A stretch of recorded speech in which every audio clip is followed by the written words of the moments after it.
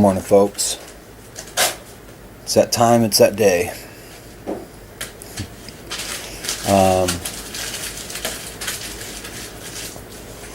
On the high side, I did get to catch up on some of my YouTube watching. I've been pretty fucking burnt out lately.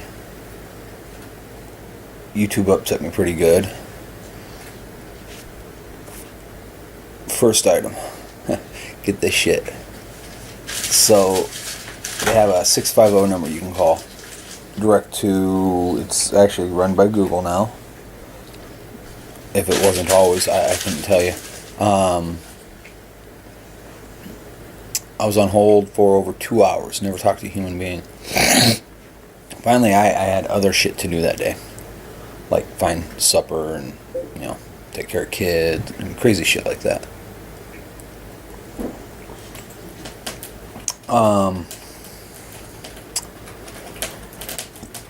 The next day, I go to call. That number is out of service now. So now they've taken the entire human component that I can find. And I'm not very savvy, so there's probably other ways to get a hold of them via phone line. But for the common asshole like me,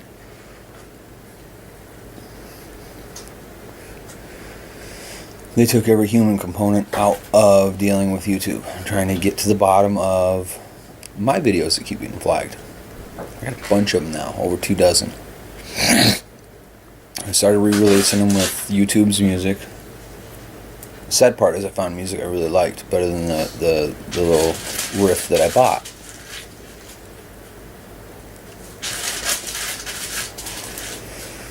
What's funny is the title of the riff itself gives the what kind of riff it is, I don't remember. Public domain, royalty-free music by ... It's right there in the title. So clearly there's, as we understand, it's all automated at this point.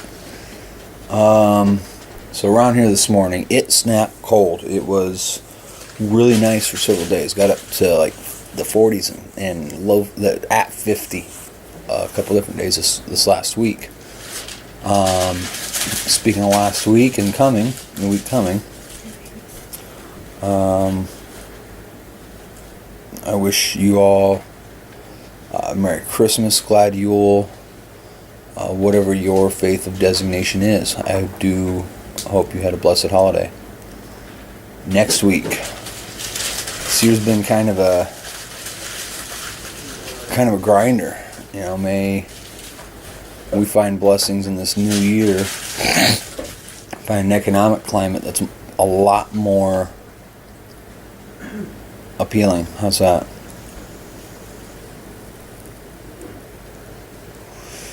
Listening to you fellows from all over the planet, it sounds like the political climate's fucked everywhere, which is very disconcerting. I was hoping there was some small little corner of earth that politicians didn't have their heads completely up their asses.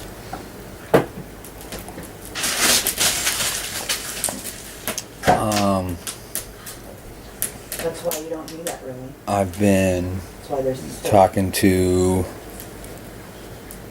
and watching and observing and everything else. And like I said, I've been burnt here lately. I know Jeremy has too. So I think we got exactly 0 footage shot this last week. Next week we'll be back at it hard. I got footage I need to edit. So we got a lot more things coming up. Just stick around for that. A couple fellows I chat with. 1, finding good help, or 2, finding a good partner. My business partner, Jeremy. I'm not going to speak for him, but it's like this. He's got competencies in areas beyond what I've got. He's got a learning curve towards other aspects beyond what I've got.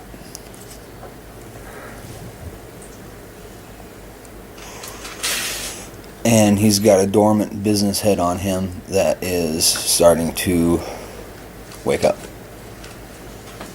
These are things that would be required. I've got a lot of experience with people in my employ I've got a lot of experience with business and when it goes bad. Partnerships go bad when you got one or both partners competing to see who can do the least amount of work for the most amount of personal material gain. It's not what it's about. It's about lifting each other up, pulling each other through the pitfalls. You pad each other.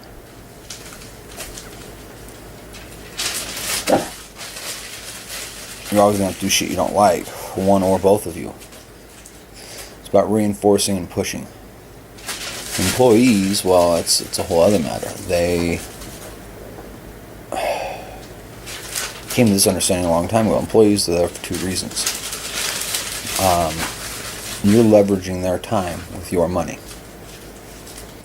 They're there to make your life easier and make you money. If they don't do both of those things, shunt them quickly. Not angrily. Don't let things escalate to a point that everybody's mad.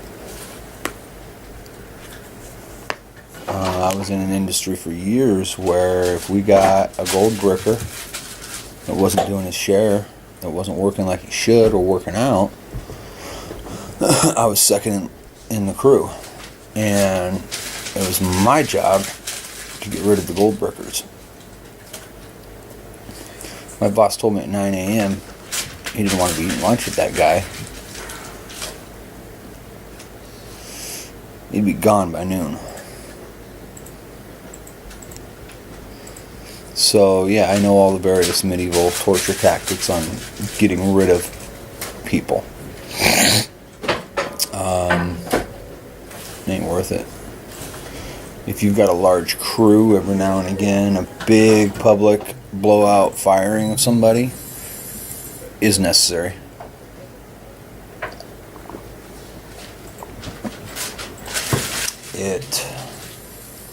If you're dealing with a production situation, I was a framer once upon a time in a past life. It's a whole different cast of characters there. It's a whole different lifestyle, and it really is a lifestyle. They're not right. A big blowout in front of the crew and expunging an individual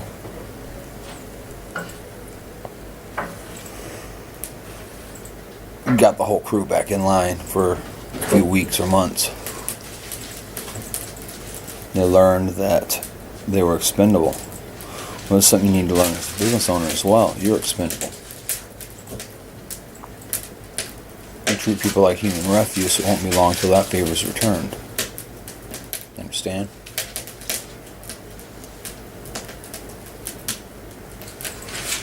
And moving forward into this new year, we're transferring good debt and assets over into the company, over into the shop. My credit sucks, divorce and other things. My business partner's credit sucks, divorce and other things, financial hardships for both of us. That makes things difficult. Okay? I'm transferring everything over into the LLC that I can. That makes sense. It's plausible for the LLC to possess. Because now Smith Welding Restoration is a corporate person. Has its own EIN or social security number, really, it's the same thing. And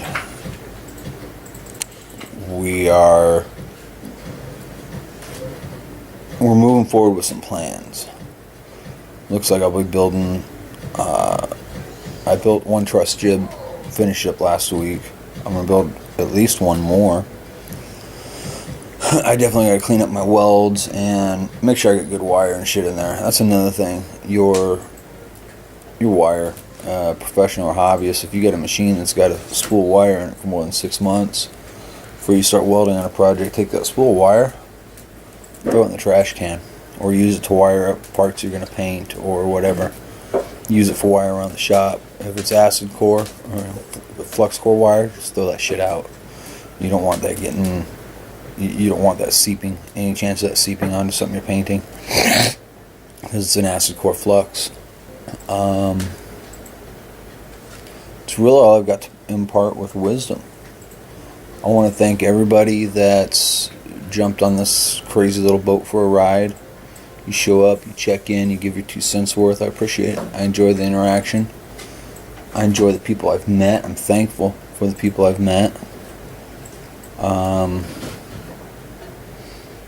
Our celebrations as far as the High Holy Days, the holidays, whatever you want to call it. We had a nice little gathering here for Yule.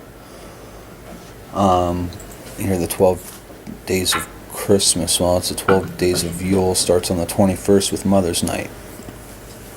What a wonderful celebration. Gave out offering gifts to our ancestors. Had a wonderful meal with friends. It was a really good time. That's how we, I guess, heathens celebrate our longest night of the season. Winter's officially here. We got 3 months of this, and then we come up on equinox and yada yada. All part of the cycle, all part of the circle.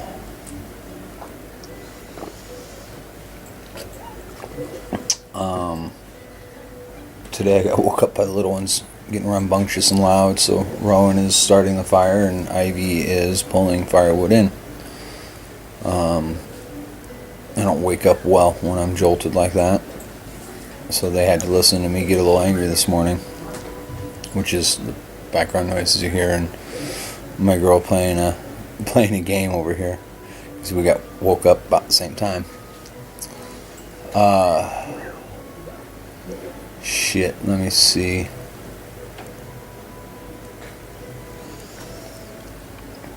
Just be good to each other. If you can't be good to each other, get fucking rid of them.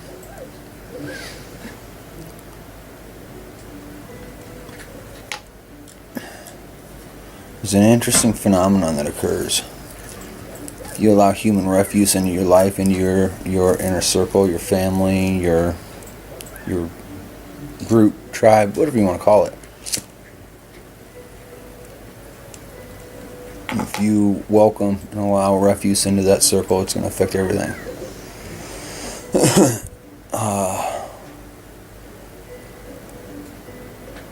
Some people call it karma. If you look it up, there's an old word for it called Urlo. It's a Western, not Eastern, philosophy or ideal. And Urlo is more encompassing than just karma. It's not what I do affects me.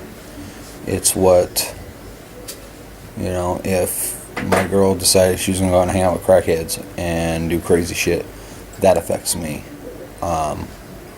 Almost as closely as it would affect her, and the negative outcomes from that. This is a base philosophy that I live by for, oh my God, 15, 16, almost 18 years. About half my life at this point. When I found the path that I stumble upon now. I try to gather close to me strong-minded, compassionate people that are on a positive path, on a good path, not self-indulgent, hedonistic, destructive path. I've got a very good friend, for instance, I got a very good friend who cannot let go of things past, from vices to geography to people. Well, he comes over and discusses with me, and he was over just yesterday. I'm like, dude, what do you expect of your life, this chaos and bullshit you're dealing with when you're allowing these type of people? He's like, well, what do you mean? Well, I don't. It's like, no. He knows what I mean. And what I mean is this, exactly what I stated. If you allow human refuse into your life, that's going to bleed over in every other facet. I don't consort with addicts and thieves and liars. I mean, I'm an addict, okay? Look. Nasty little fucking thing. Okay? I'm an addict. Okay. But in the same respects, I don't imbibe upon things that are dramatically mind-altering and that put me in bad places at bad times with bad people. I don't know. I live a very simple existence.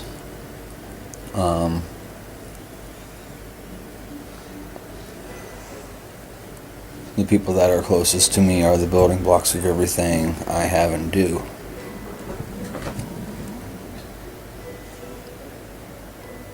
And I'm careful with who that is. There was a time I wasn't so much, and it did affect me on a simple day-to-day level. Oh shit, I'm just babbling now. Blessed week to you all.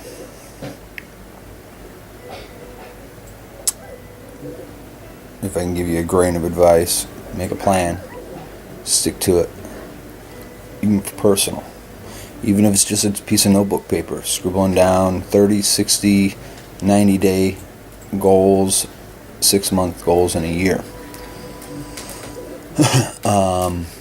The last couple 3 years I really haven't. The years leading up to I have, and it's an outline, it's an idea, and it evolves and it changes. But make those plans, because if you don't have any manner of goal, you're not going to get anywhere. You're just going to keep stumbling around in the woods in the dark. See what I mean? We've got goals. Jeremy and I have goals with measurable timelines and points on them of accomplishment. Me and my girl Denise, we have goals with measurable timelines and points on them. Denise and I this year are looking forward to getting ourselves into a property here locally we can pick up via contract and get rented. It'll be more problems than it's worth to begin with. They always are, especially if we only got one or two. But we're going to start that this year, because that's the path in the world and the economic goals that I understand, that I've studied for years. Well, there's two things outside of precious metals that are sure investments. It's real estate, because they ain't making no more, they're just cutting it up smaller. And the other is classic cars, because not only are they not making more, and the ones they are stamping out new, Model Ts, Tri-5s, things like that, the originals are increasing in value because we're losing more of those every year. Even if you just get a basket roller, if it's something semi-desirable, you know what? I'll tell you right now, the two-door everything is hot and will always be hot because they're hot rods and so forth. But I can guarantee you, if you find yourself a four-door Monterey Sport or whatever the hell, old Mercury Marauder that nobody wanted even then, keep it. Cover it with a tarp, keep it safe, keep it from rotting. It'll pay back in dividends just if you leave it as it is and hold it for a few years, if you've got somewhere free or cheap to store it. This is where my mind thinks. What can I leverage to get to my goals? It's not what I can leverage regardless of who I hurt. I'm conscientious of those outcomes as well. I'm a capitalist, not a venture capitalist. And that's wherein lies a lot of the difference. We've got a lot of uneducated people in very high levels that have no financial or investment skill or training. And those that do are in a position they don't give a fuck about the people below them. Venture capitalists. Capitalists have some social responsibility. Have a good one.